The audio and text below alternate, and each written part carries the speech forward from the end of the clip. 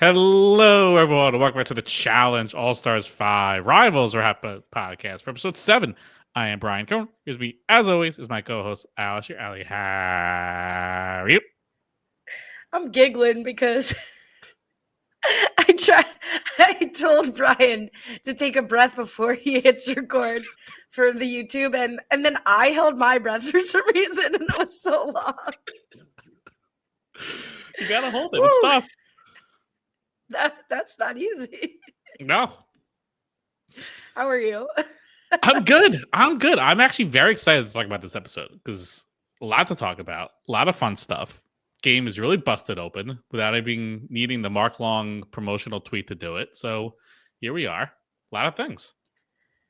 It's so crazy. As I was watching this episode, I was like, oh, this is like kind of good, and good in a way that like even the good seasons aren't always good in this way, where like kind of a lot like the group of people who was probably next in line to become the weaker non-star having teams eliminated are banding together. They're moving. We're counting the numbers. We've got swing votes. Yeah. Like, ooh, this is very exciting. However, I still think the edit is not telling us like complete stories in a way that I'm finding like a little confusing and a little unsatisfying. But as far as like the actual game, and especially from where we came from earlier this season, you know, we back. They're like 3 consistently good episodes. Yeah, I was very worried that it was going to be another rope-a-dope in the elimination, and all of a sudden some random team was going to be thrown in. But it was very good, cohesive storyline throughout. We have a swing vote, which is like almost unheard of in the challenge history. It's almost never like that playing out in such a fun way. Yeah, it felt very like Survivor Big Brother, like gathering the votes, like trying to pin different sides of the house against each other with the person in the middle. A lot of different reasonings for every side. It was very much a unusual situation for the challenge that have so much thought out gameplay. And it's, this is what you get with Veronica, Frank, Shane. They're bringing their A stuff this season. Here's what I don't understand though. And this is like a through line throughout the whole episode. It's like almost when you watch like a rom-com or a TV show, and it's just like, if just the guy and the girl talked to each other instead of thinking he was mad and she was mad, the whole movie wouldn't exist. Like, why don't Veronica and Shane talk? That's my one like detective. Like, I'd like to understand that throughout the whole episode.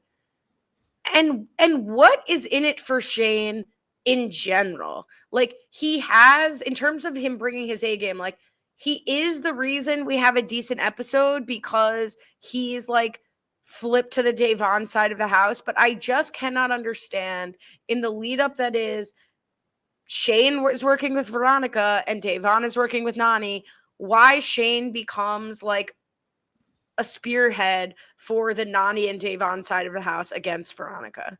What is in it for Shane? Yeah, that was the one part that was a little confusing. The way it was laid out, that it seemed like almost was like Shane trying to get himself in to like win to get a star, but it was a little confusing in terms of that. But I mean, we saw Shane and Veronica try to have that conversation, and it went pretty poorly at the end of the episode. There was just a lot of mistrust that I guess Shane has towards Veronica. Just doesn't trust her, what she's telling him, that Frank wouldn't come between them. She would never choose Frank over him. But Shane just, I don't know, Shane just doesn't believe it. So I think they tried to hash things out, but there's a deeper level of mistrust that Shane just is having right now. It's just the part of the challenge that just does not map on to Big Brother or Survivor or other shows. Like, they have on pretty good authority that 4 teams are going to go to the final. We have the stars. Usually 4 teams go to the final. Here we've got the stars like numbered here. The stars to prove it. Right. It is highly unlikely that Veronica and Katie will ever have to choose directly between Shane and Davon and Frank and Sam, especially when Frank wants to work with Shane and Davon. Like, if anything, he might have to choose between Veronica and Davon, Shane. But it seems like, Frank and Veronica are aligned of let's take out the big threats. Let's take out the Fessel and Ambers. Let's take out the Nany and Turbo, the Dario and Ashley. Why Shane feels like his position in that is threatened in any way. Like, Frank is not to his face or behind his back coming after him. And it would make no sense for Frank to come after him. So it just is really frustrating. Great from a TV perspective, but frustrating on the strategy side to understand what is gnawing at Shane here. Yeah, we see this a lot. I feel like a lot of times people are like, "Oh, who's your list? What's your list? What's your top 3? What's your top 4?" And there's only a select few where it's actually truly going to matter where they fall on this list. Now, yes, it is. It's hard to come up with the exact circumstance where Veronica would have to choose specifically between Shane and Frank, but there is conceivably a scenario where the votes are piling for one of them. And because Veronica clearly does have a lot of sway in the house, and at least behind the scenes, and I think Shane is aware of that, he's maybe concerned that Veronica wouldn't steer it away from him or wouldn't help what he's steering. So maybe it's not it wouldn't be like a binary choice of voting one of these two teams, but there could be a fear of, if the ball's rolling a certain direction, does Veronica have my back to help me steer it away from me to Frank in that type of situation? Which would 100% make sense if Veronica was getting really close with like a Fessel and Amber. It's hard for me to understand a scenario where they would fall on opposite sides. Like, I think Shane is not understanding him and Davon as a very similar category of team to Frank and Sam. Yep. Such that like it just would never happen. Like, not never, but just very unlikely. Yeah. The other big question coming out of this is, last week we saw Corey in his goodbye use his time to the fullest, tell Amber like they is Veronica. Yep. And Amber, we see Amber talking to Mel. They're comparing notes about Veronica. They're getting to the bottom of it. I'm like, here's Amber's time to be like, Veronica is the source. And she immediately is like, but it could have come from Frank, who made her do it. So now Frank is they. Like, she just completely dismisses the Veronica stuff. I mean, could this be, I know, believe women, right? But could this be working in their favor? Because people don't think Veronica is capable of doing this. So it's like, well, it can't just be Veronica. It can't be this, little girl doing this. It's got to be a big, strong man behind her doing it. So let's turn to Frank. Let's turn to Shane. It's got to be one of them doing it. Is that the logic? Definitely not what they mean by believe women, but I hear you. I think that's women underestimating women. Hate to see it, but I think that's true. I think it could also be maybe we're seeing that framing of it because Veronica and Katie go on to win the challenge. So they're sort of out of contention for the vote anyway. Frank and Shane and Sam have a star, which makes them a more appealing target, as you advocated last week.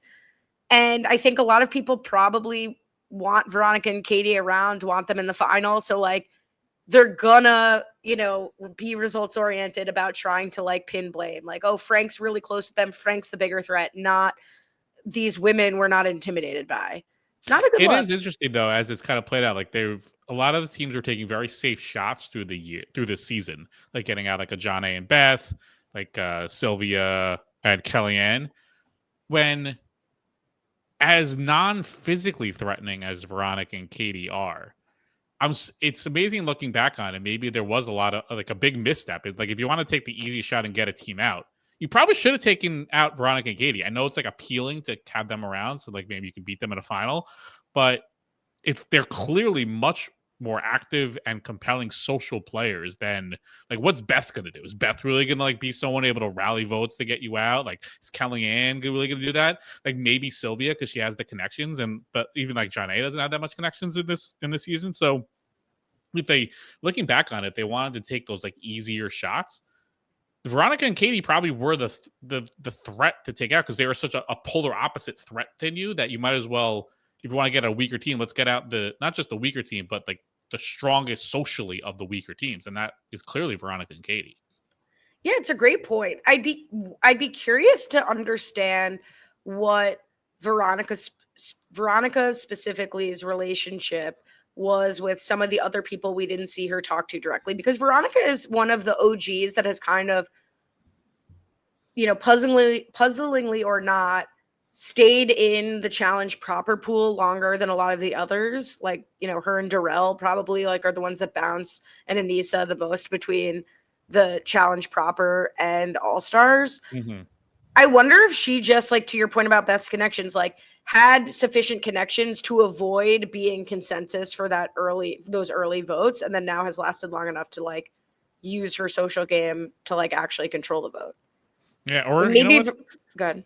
No, I was gonna say, like, I think I mocked Veronica or Katie last week or 2 weeks ago about them playing up their horribleness, but maybe they were just viewed as so bad that it's like they're like below threat level physically, even compared to, Beth and Johnny. It's like, well, they're so useless. Like they're not a threat. But like people forget like the social part of it and just like see Veronica and Katie as like this nothing team when like they're clearly doing so much behind the scenes that people very much obviously underestimated.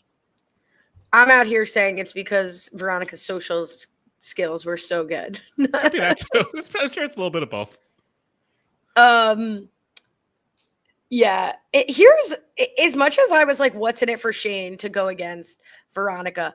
What is in it for Davon? Like, let's try to get into Davon's head for a moment. Not that we've seen much from her, but we do see a scene from her this week where she's saying, like, I'm working with the strong teams. Nany has become a sister to me. Like, we're locked in with Fessel and Amber. We're locked in with Nany and Turbo. And I think Mel and Nicole at the time is the other one they're kicking around. Yeah. Whereas Shane's working with the weaker teams. I don't understand how I respect that Davon came in and made social connections with, people she wasn't as close with, like Nany. But looking at the end game, like, they certainly have a better chance to actually win the final against Frank and Sam, Veronica and Katie, if they can even get there, and Mel and Nicole. Like, if I had those 4 teams in a final, I'd probably take Davon and Shane as the favorite to win. Yeah, I think it just seems like Davon. What is it? You don't see the forest for the trees. Like she is just like seeing her friends. Like she must got close with Nany. Obviously, I don't know how close she's been with the other, like the Big Brother connections with Amber and Fessel. If she feels a loyalty to them to want to work with them, but it's very clear that the way Shane was framing it made the more sense of getting out the stronger teams because, as you mentioned, Shane and Devon are probably the strongest of the weaker teams. So if they were able to rally the folks to get all the stronger teams out, they would have a decent shot. And I'm surprised Devon doesn't see it, but I think she's like a very loyal player in a lot of these games, and I think she just has she built the bond with Nany, and she doesn't want to go against it. Maybe she also has, I don't know, again, the Big Brother thing. She has a connection with Casey and feels an extra connection with Nany. I don't know. But there's like a weird loyalty that she has there that is very much blinding her for what is clearly right in front of her as the obvious moves. Yeah, that's fair because she definitely comes from like the more social game world, Big Brother. But it also, maybe it's in the same way I've been saying that for Fessel's moves to make sense, he must be thinking he can beat anyone. And relationships are, Nicolette Lindsay said in the Facebook group that she listened to the last episode. You were 100% right about Fessel's decision making. He stated a couple weeks ago on Zach Nichols' podcast that he wasn't worried about any other team when it came to the final. Maybe Davon kind of shows up here, her partner Shane, she sees some of the other teams and she's like, there's no way we're winning a final. I should just try to get to the end. And by doing that, I could just go with the stronger people. And especially in a game format where I have to win a star, either by winning a daily or beating a star holder, which right now are all the strongest teams minus Frank and Shane. Like maybe my best odds are just to get to the final behind the strongest people. I guess so. Maybe be defeatist, but it's possible. Yeah, maybe she get tipped off the final. This is going to be the 40 repeat, and it's going to be all swimming, and she's worried about that. She's like, yeah, let's get to the end and worry about that later. What is interesting as we continue down the pipe that gets sort of hinted at here is even amongst the growing relationship between Veronica and Frank, and maybe not Shane, Frank is going to be looking at Shane and Adam as part of the strongest teams that they need to go after. And it will be interesting while Veronica and Katie have already cast a begrudging vote or two for Shane and Adam in the house votes. Steve. So Shane and Adam and Steve, sorry. If you had to switch it, you could say Steve and Adam, Steve. It will be interesting to see how that comes to a head if we get there between Frank and Veronica, and how sort of Veronica games Frank or vice versa in convincing the other that going for Adam and Steve is the right or wrong move. Like, I think that is where their breakdown might occur if they get there that far. Yeah, no, it could. And I do think for these like weaker teams to get to the end, you probably do need to have one strong team to like latch onto, that there can be the one that is winning the dailies and like putting them you for the most part and making the decisions to save you. So it's tough. That's why it's like very hard for a team like Veronica and Katie to win, because they probably do need Adam and Steve all the way through, and they need them to somehow lose like the elimination right before the final. It's like a very, very small needle to thread. But for a team like them to do well in a final, it's a very tight needle to thread anyway. So they kind of need like the perfect storm to play out. So I kind of think at this point they do need Adam and Steve, because Adam and Steve would look after them fully. So I think they probably have to keep them at least until, the second to last elimination, and then maybe you could take a shot or something like that. But they need one team to like be their linchpin, and I think Adam and Steve is that for them. I totally agree, because especially at this point in the episode, I was like, where are these teams getting off thinking like they're going to win to make this happen? And then Veronica and Katie go on to win this daily, which we'll talk about. But like, I think Frank, Steve, Adam, Katie, and Veronica and Adam and Steve all have the same number of daily wins, right? Adam and Steve have only won one. So I think it's interesting to see the dailies becoming less physical, and how that's changing the game. And what's going to be really interesting is the next daily, should it be super physical?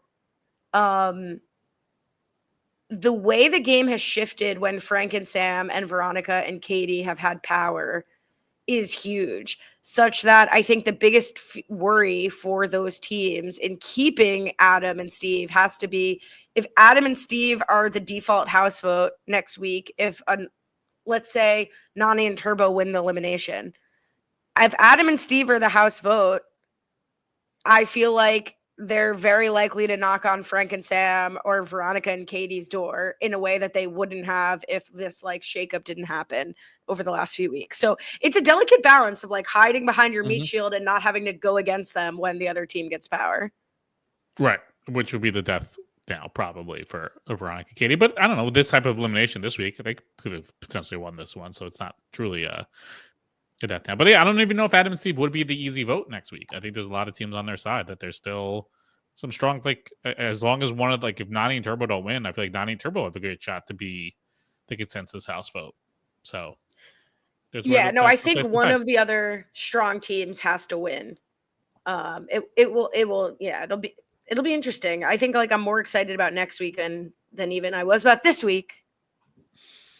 And it's also amazing because as more and more of the strong teams get knocked out, losing Festal and Amber here, like it only increases the chances that Adam and Steve will be able to win a daily to like help protect Veronica and Katie, because there's less strong teams to compete against them with. And theoretically, if it's a strong physical daily, Adam and Steve are probably the favorite to win.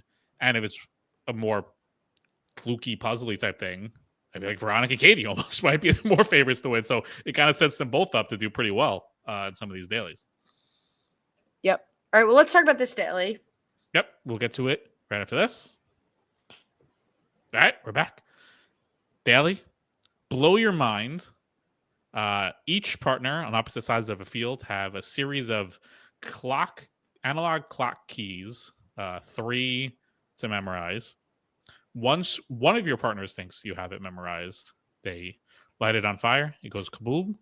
Go to the next one. Same process. And then you have to, I think, just recreate it. I wasn't 100% sure what they were doing at the final key, but I think they were just recreating it. And it seemed like it was basically just, if you know your time zones, you can figure this out. So I thought they were saying, and I don't know either, which is my biggest issue with this challenge. I liked the twist of, your partner can decide to kaboom it, as you said, on you, and make it so that you can't see the source material. That's interesting. But otherwise, it was impossible to follow what was going on with this.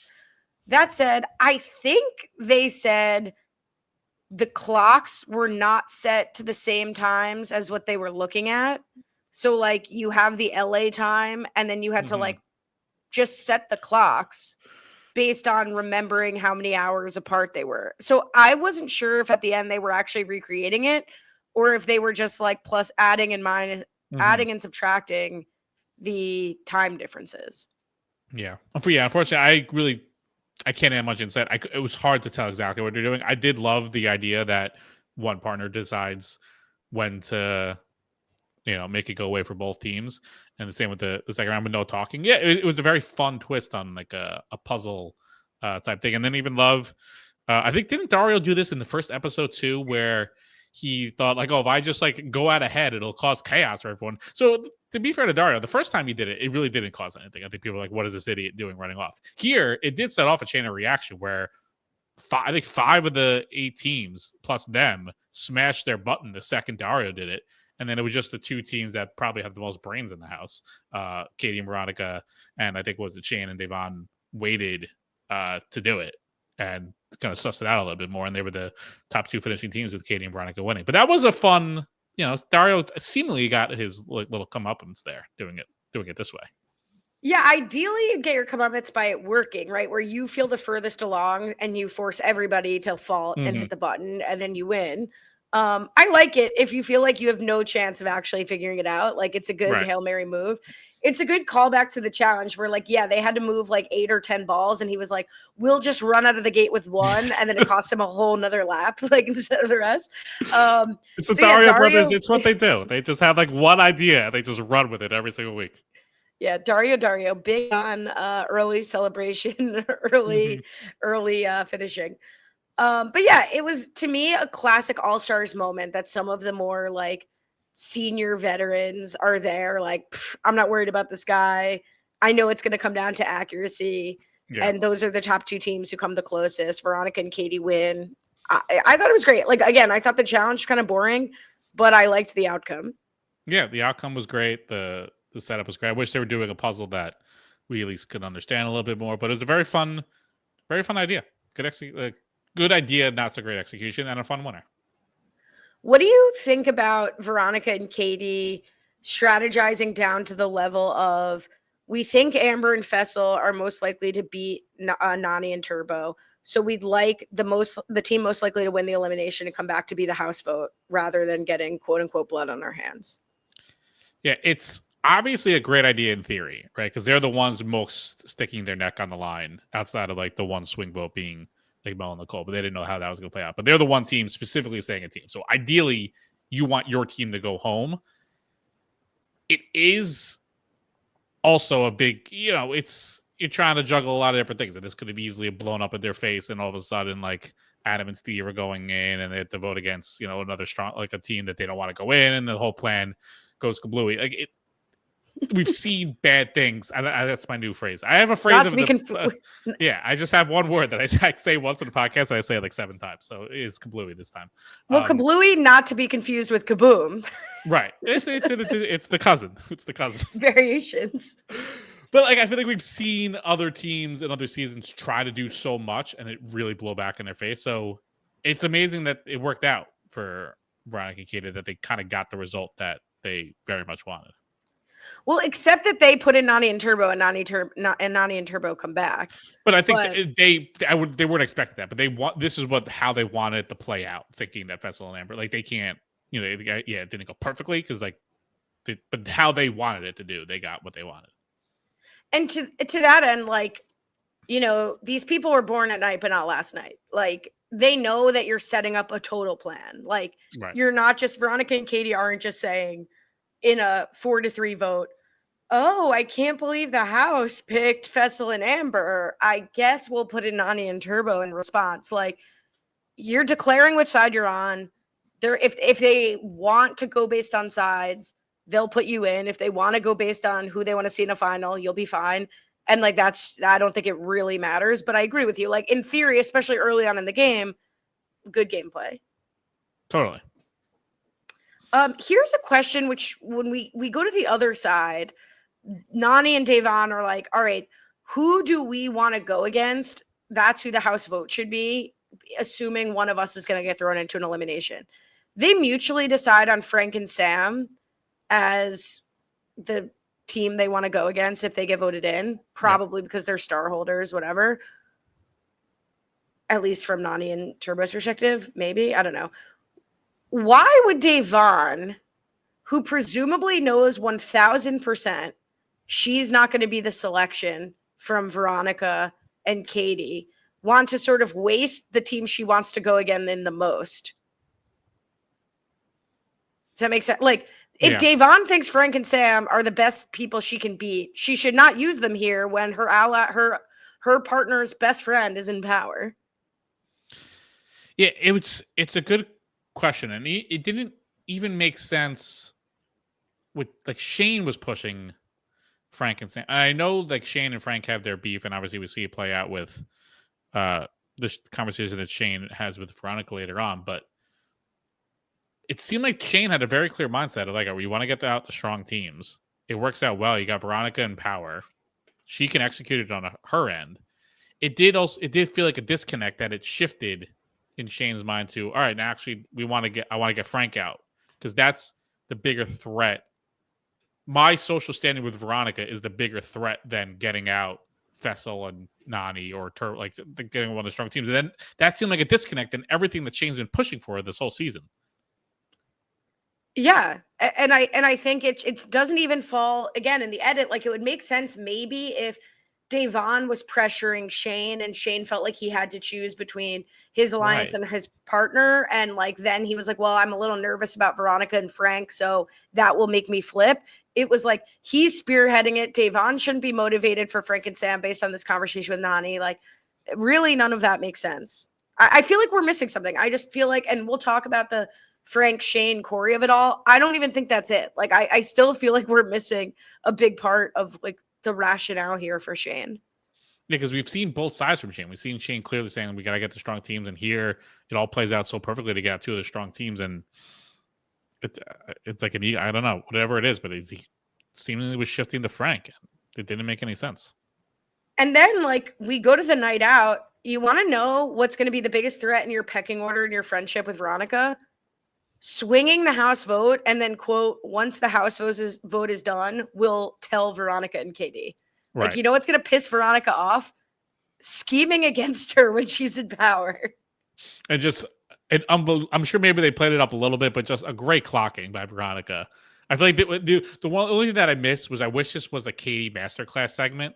Like, Katie masterclass, if people are celebrating too much at a night out, they feel too comfortable. Like, that would have been a great segment, but unbelievable Veronica to get that confessional noting, seeing like, why is everyone so happy? Why is no one talking to me? There must be a plan going on that I'm not aware of. And I'm sure, like, I know who's probably behind it. Like, a great moment from Veronica to really highlight, she's having an unbelievable season. Probably like the best season that Veronica's had on the show in quite a long time. And this is probably like her standout moment, I would say, so far for this season.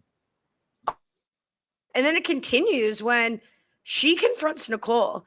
And I was ready to show up here in my jammies and say, like, Veronica blew it. Like, how do you talk to Nicole like that, right? Veronica gets in her face, is like, you need to show your loyalty to me. This would be a waste of my win. Like, I want to see you show your loyalty. And if you are part of this vote for Frank, I will throw you in.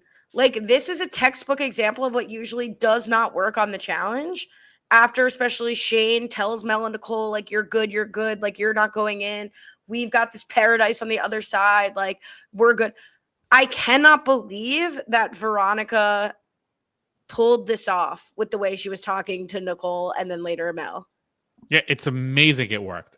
But to a degree, like, it kind of makes sense. Like, I feel like Nicole has clearly been playing, I feel like uncharacteristically from her, like a pretty scared game. Like, she's just very much like an anyone but me type of across anyone. So if that's the game that she's openly playing, then it does kind of make sense that this would work, because it's a very rare circumstance where Veronica would have like the clear one vote power. And I think Nicole knows Veronica and Katie well enough that they're not going to like back down from this. I think Veronica was telling the truth. Like, if you don't go with me, I'm just going to throw you in, because then I know you have no use for me as a team I'm working with. So I'm going to back up that threat. And I think it worked perfectly on Nicole. And it was so fun to see the Veronica really, lay the power gauntlet down, and to watch Nicole and Mel go, scared off. And then they're caught bickering with each other about what to do. Was again, an unbelievable sequence that Veronica was able to get into motion. And here's what's great about it too, is not only like, is it a threat? Like, if you're against me, you're going in. it's also what makes sense, right? Like if you vote Hmm. in my friends, then I'm going to give them the easiest path to winning, which at this point is you. Yeah. We were previously working together, right? Like here's what like was sort of missing also in the edit. Amber and Nicole had kind of on and off drama from the beginning. Of Amber didn't trust Nicole, back and forth. So now it's a choice between Veronica, who Nicole's been working with, who's closest to her closest ally, and Adam and Steve. So like it does naturally make sense that Nicole and Mel would align with the Adam and Steve, Veronica, Katie faction of the house. They're also teams that give them the best chance of winning an elimination. Like it's definitely in Mel and Nicole's Yeah. best interest too to get out Fessel and Nani and Turbo. So like all of it really made sense, except that Shane pitched Nicole on voting in Fessel and Amber, and Nicole was really afraid it was going to be her. I think once she learns it's not going to be her, it makes absolutely no sense for Nicole and Mel to do anything else besides go with Veronica. Hmm. And for like, I can understand. Like, I think Mel brought up a point that she basically she was afraid to go with them because it was like, she felt Big T was basically like tossed to the walls because of them and wanted to like avenge Big T's elimination. And she was a little weird about relying with Frank and Veronica. But I think for Mel and Nicole, they've reached a point in the season where they really have they're no one's real number one, number two, anything. So they need to just go where A, the house is going, and B, where it gives them the best chance to win in the end. And that's clearly what the Shane Veronica side, because I don't even think Mel and Nicole are completely drawing dead. If it works out like this group of ragtag people make a final, they got a decent enough shot. Nicole might be the strongest person in that final. So if there's any level of physicality to it, she could probably do pretty well. So I understand the worry, like, oh, Big T kind of got screwed by them, but it's not like the Fessel side, and they're really looking out for Nicole and Mel that strongly either. And all that's going to happen is they're going to smoke you in the final. So you might as well just like go with the devil you kind of know and just hope for the best. Yeah, and the things that happen to Big T, like even if Mel is attributing the alternate plan that got Big T and Corey thrown in, it's still Adam and Steve that threw them in. Mm-hmm. It's not the house. The they plan wasn't getting Corey and Big T in. It was avoiding how the house vote went.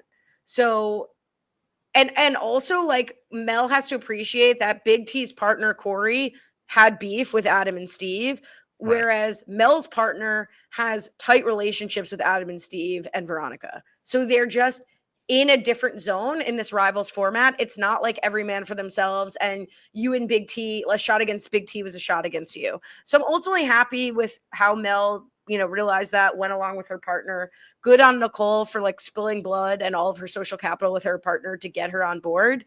And really, again, good on Veronica, because if I'm hearing this and Nicole says that, like, go to your source, talk to your source. Who are you close to? Shane, talk to your source. If Mm-hmm. I'm hearing after a night out that my best friend of 20 years is conniving during my power, I'd go right to Shane and start fighting that battle. Now, maybe they had a conversation we didn't see, and maybe Shane was able to say, look, I have to stick with my partner. We're rivals. Davon is not in. So you have to work on Nicole. And like maybe he's two-timing Veronica, or maybe Veronica just understands that Shane's already too far gone on this vote. I have to stay. I have the most leverage with Nicole. I have to press her. She doesn't even worry about Shane and Davon.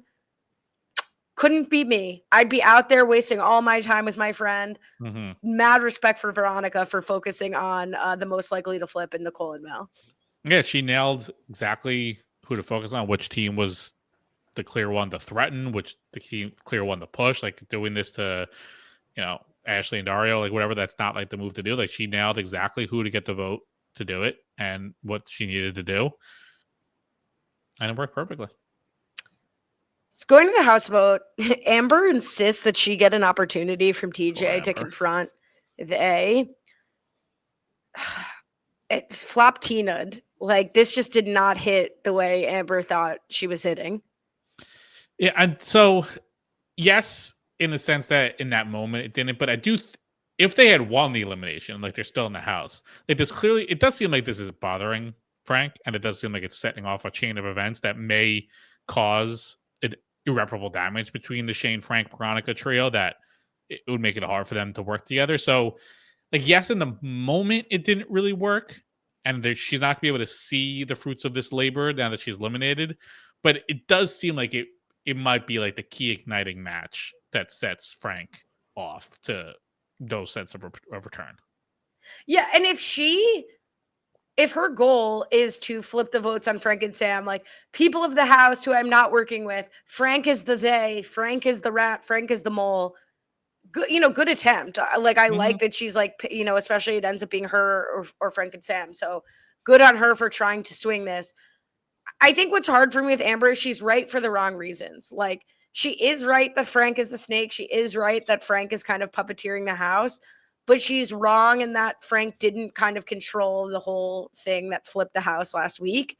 And even so, like, let's give up on who they is. It doesn't really matter. Like, the sides have been declared. Like, Frank is not working with you, so you don't need to expose him.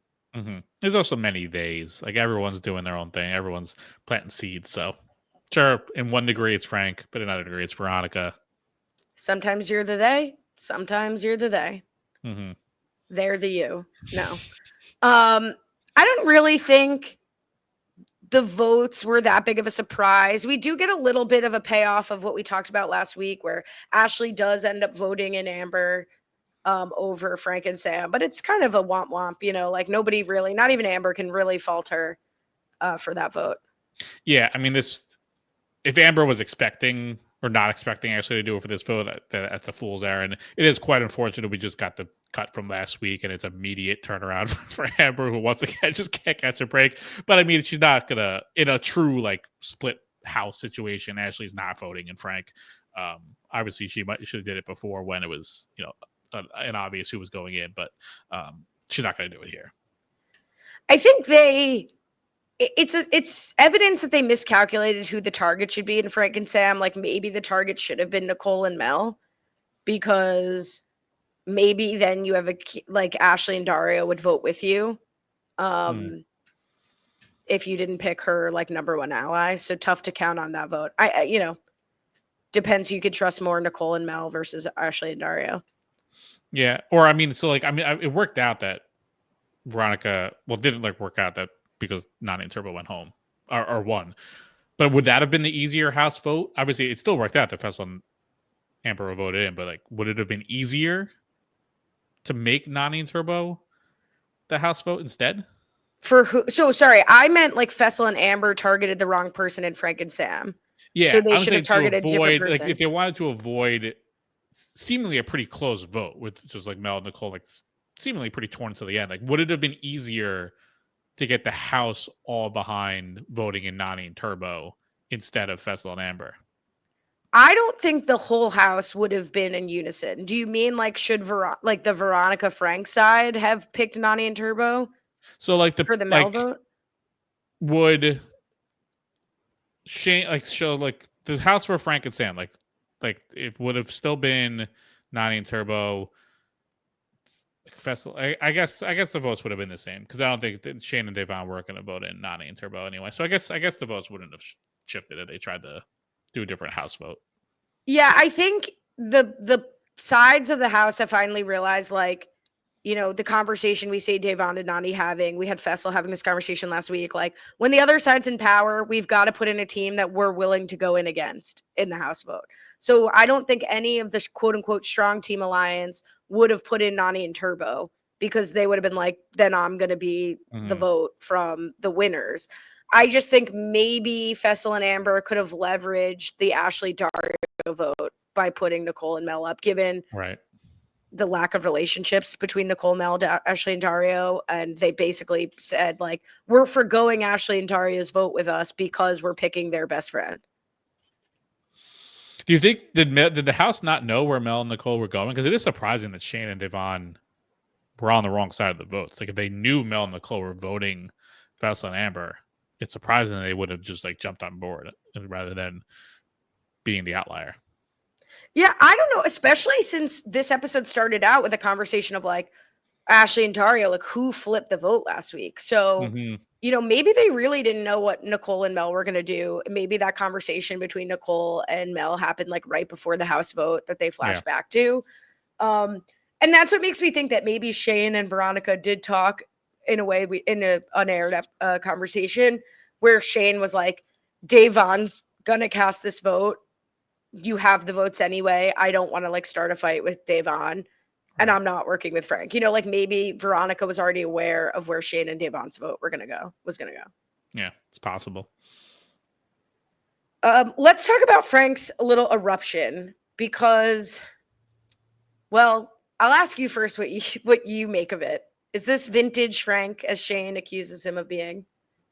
Definitely not vintage. I mean, Frank in like Rivals 2 and Battle of the Seasons was much more provocative than here. This is a little pent up frustration that I'm surprised he honestly has. Like, I feel like Frank wants to be like the center kingpin calling the shots. So I'm almost surprised he was like so agitated by people saying he's like the center kingpin calling the shots. I mean, it's not great that he might get the blowback, but to a degree, I feel like he would like that. Like, oh, look at Frank. He's running the house. He's doing all this stuff. I understand the frustration. He just wants to try to get the target off his back a little bit, but I'm surprised we didn't get a confessional being like in that moment of him being like, I am kind of enjoying this because I am doing it. So I don't think he's enjoying it. Like we get him being like, we get him at the end being like, if anyone else thinks they're controlling the game, they're wrong. Like I've controlled every vote. I think the issue is exactly what you're saying. Like he doesn't want to get blamed for it. I think he thinks he's doing a great job of hiding who they is, hiding behind Veronica. All these other people think they're running the game. I'm really running the game. I'm content to run the game anonymously. Mm-hmm. I think the fear is like, it's not so anonymous. People are calling him out. They're getting votes. And I don't think he thinks they can win an elimination. So like, I think he sees like a very well played social game potentially blowing up in his face for the wrong reasons. Like I am not the person who did the move you're mad about. I did all of these other moves. But if you're blaming me for that move, and especially when Shane is someone I'm supposed to be working with, like I'm frustrated about what Shane's doing. So I'd certainly be frustrated if I were Frank. Like Shane, who should be working with me, it's in his best interest to work with me, and he's still not. I'd be screaming too. And I think there's a little bit of like, Shane says talk to Davon, and Frank is like, she won't talk to me. Like perhaps some of these people are icing him out, not letting him play them. And so he's letting the frustration out there. Yeah. Is it the best thing for his game to just start screaming in the middle of the house? No. Is it anywhere close to like vintage Frank? He's not yelling at anyone. He's not in anyone's face, not being personal. I really think Shane comes off looking a lot worse in this scene to me than Frank.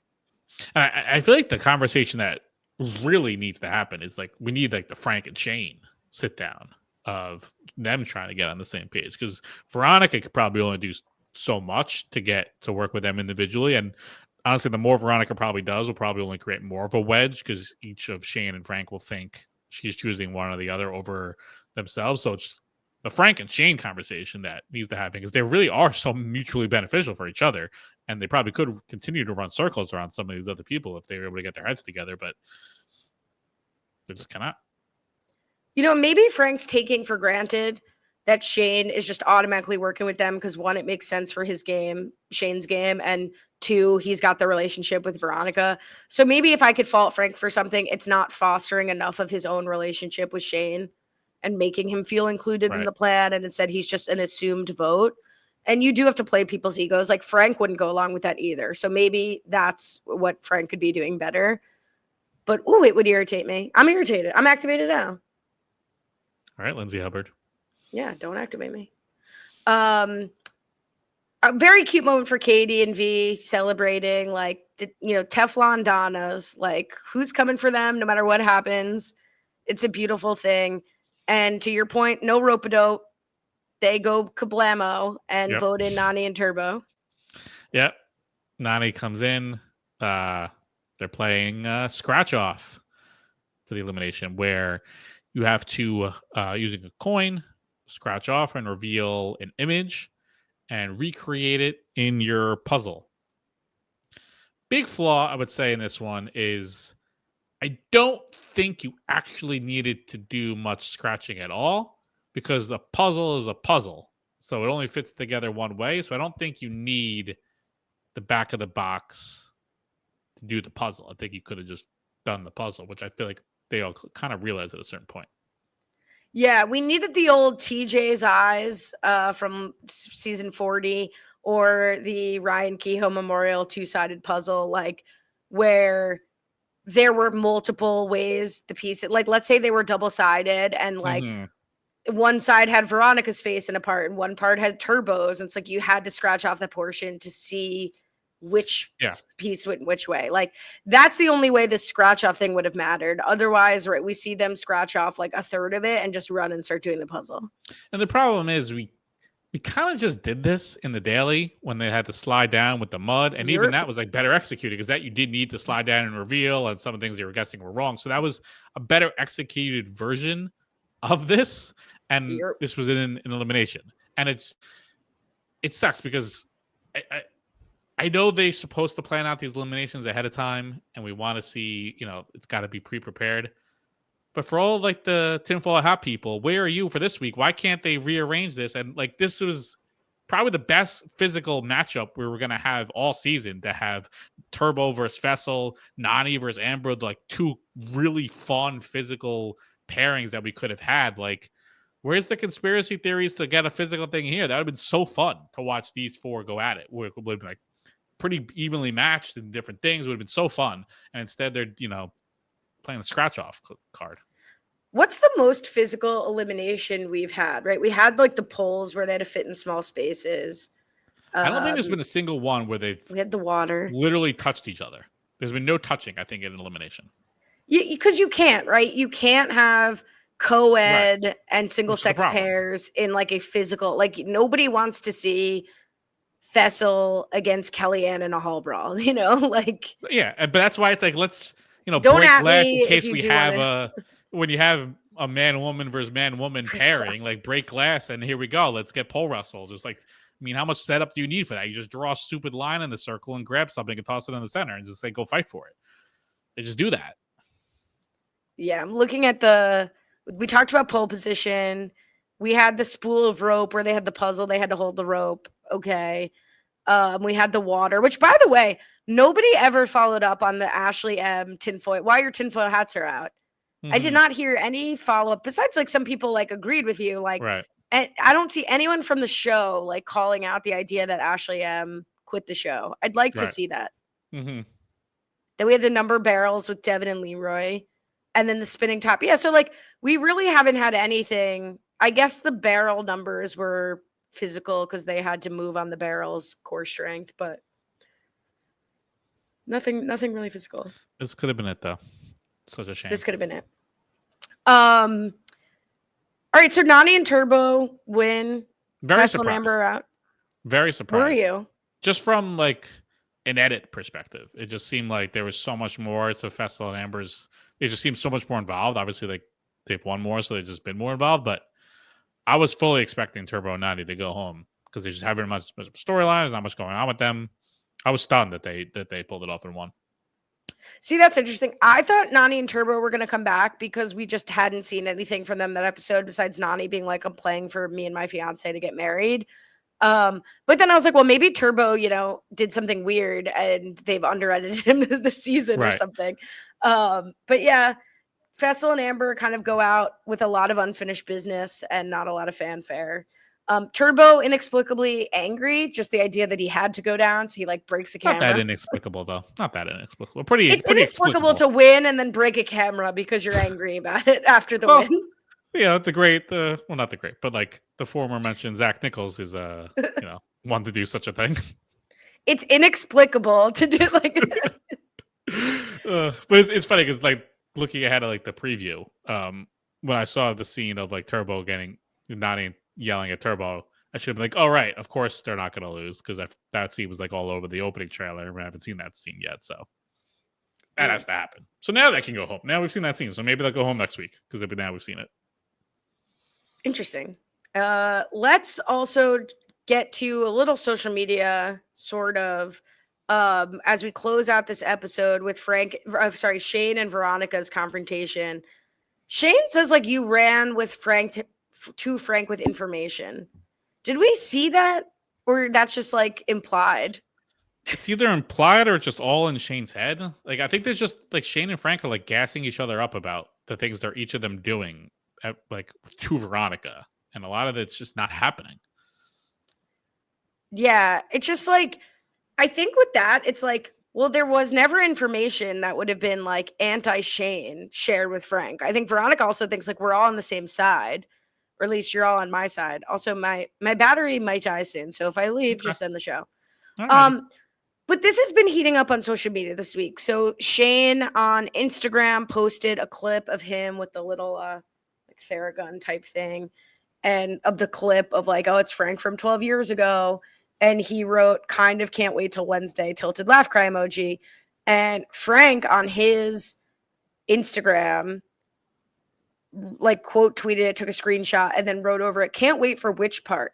The part where you finally get airtime because half the cast is gone, or the part where you fully leech off of me for storyline, or the part where, knowing Corey's gone home, you've successfully and luckily evaded getting dragged for your insane behavior with that relationship?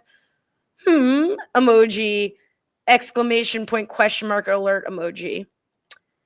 So Corey was on Challenge Mania, and this came to us both in the Facebook group, and then I looked into it on Reddit about, basically he said that he and Shane had an issue either in the hotel before filming or early on in the season, that Shane allegedly said something problematic. He's not saying what it is, and that caused a lot of the dynamics with Frank and Shane hating each other.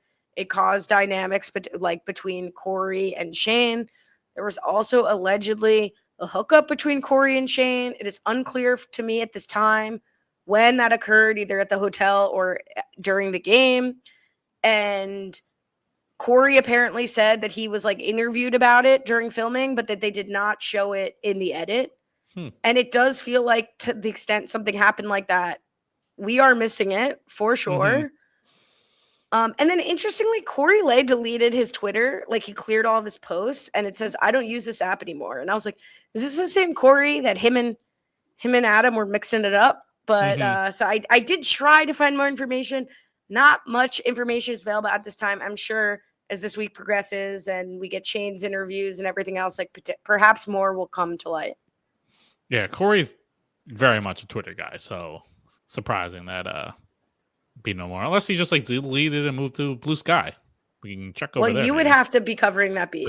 I have one. I just don't look at it. I'll create. Does Blue Sky have lists? I can create a Blue Sky list.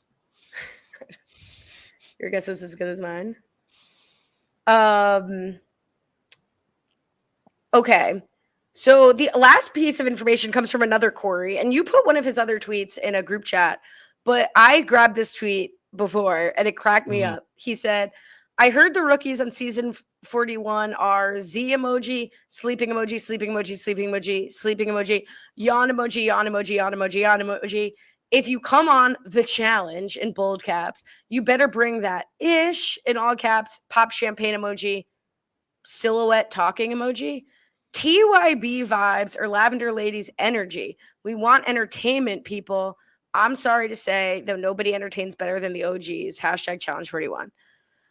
I feel like I haven't heard, the reason I pulled this, Corey acknowledged Team Young Bucks in a very long time. Like, also, giving a shout out to Lavender Ladies. That's surprising, giving the Lavender Ladies a shout out. You want OGs, they want Lavender Ladies. I just was like, am I seeing TYB across my screen? Could it be? Speaking of Young Bucks, I think he was Nelly T part of the Young Bucks? He was, right? Yeah, it was Hunter. Yeah. Hunter Brian Cohen and Nelly T. Heartwarming. I saw this weekend. Nelly T hopping on a bike. Jordan was with him, teaching him how to get back on the bike post surgery, post amputee. Moving around pretty good. Good spirits. Nelly T's always been good spirits about this. Amazing to see, but it was a very nice video to see Nelly T and Jordan riding around town. Kaboom. Kablooey. That'll do it for this week. That's episode 7. I mean, it's crazy. We only have 7 teams left. We're right there. It is funny. That's the one thing that's like the cool part of like who wins it daily is like it takes away that vote. And now it's kind of getting down to it because there's only 7 teams, only 6 teams voting next week. So hard to make a move. Just the 6 teams. It did crack me up when Veronica, or Veronica, the sort of stronger team alliance, was saying we only need 4 votes, and it's like, yeah, but not if one of your team wins. Then you're out. Yeah, so that is a fun dynamic for this one. But yeah, so we'll be back episode 8 when we go down from 7 teams to 6 teams. You can subscribe. RobIsWebsite.com/challenge feed. Cohen Brian _ on Twitter. Challenge wrap-ups. TikTok. They can follow you. Follow me at Team Young Buck Superfan 99. You can check out New Girl Old Guy, catch up through season 6. Taking like a unofficial hiatus, but we'll get back with the movie Desperados. Still time to watch it. I genuinely like the movie. And then I joined my two friends Akiva and Alex Chester to rank the very important. I know the world's been waiting for this. King of the Balds on RHAP, and it felt horrible to do, but apparently it came out okay. Check that out if that's of interest. It was very enjoyable. I gave it a listen today. Very enjoyable. Who would be the challenge King of the Balds? Is there like a notable? The first person who came to mind was Johnny, like Avery's ex-boyfriend. I guess so. I think there's not many balls in the challenge. Is Corey bald? I don't think so. Speaking of bald, Brad shaved the beard. Yeah, looks a lot better. Bald what a move. Challenge contestants. I don't know. Josh bald. I mean, we're talking way more about like shaved heads. Yeah. Darrell. I think Darrell. Oh, Darrell. That's it. Yeah, Darrell's the king. We got there. Challenge. All right. I knew we would. There we go. Congrats, Darrell. You finally got a win after many years.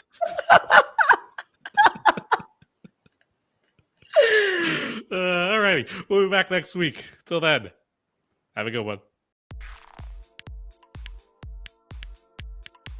This is RHAP. We know reality TV.